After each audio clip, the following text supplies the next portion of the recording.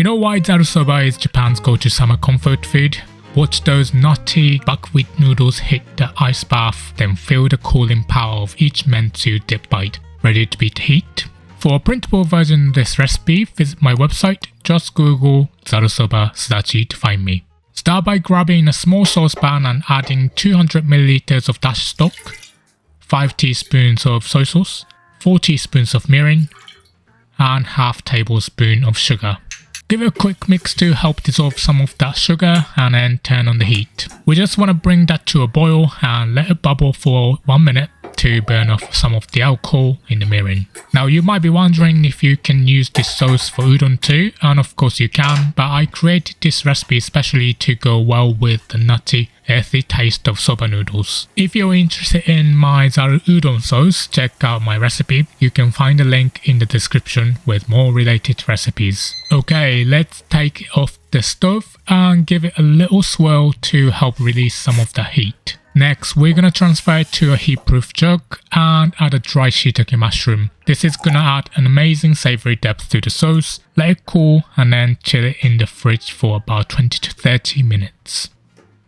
Once your sauce is almost ready, bring a large pot of water to a rolling boil and add 2 portions of soba noodles. The portion size depends on the brand and can range from as little as 60 grams to as much as 120 grams per portion. The ones I'm using today are about 85 grams per bundle. I recommend using about 1 liter of water for every 100 grams of soba noodles. Cook them for the time stated on the packaging. This is typically about 4 to 5 minutes. By the way, if you're looking for a challenge, check out my homemade soba noodle recipe. Okay, once the timer beeps, drain them and rinse them with cold water. Not only does this stop them from overcooking and remove any excess starch, but it also cools them down quickly, ready to eat cold. Place them in a bowl of cold water and add some ice cubes to make them even colder. Finally, we're going to prepare some bonus ingredients to keep our sauce interesting. I'm starting with some freshly grated ginger root. This is a classic and really refreshing in summer. A few chopped green onions are always great, and I personally love a bit of wasabi so I can change the flavor halfway through.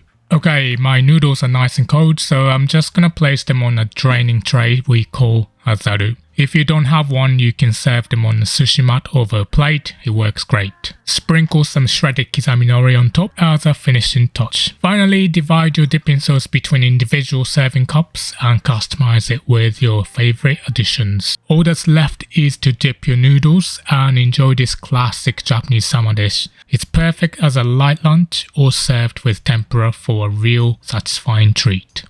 Want even more delicious recipes? Grab my free cookbook from the link in the description. Okay, let's go over the ingredients one more time. And if you're ready to cook, grab the written instructions by clicking the full recipe box with a picture that's about to pop up on your screen.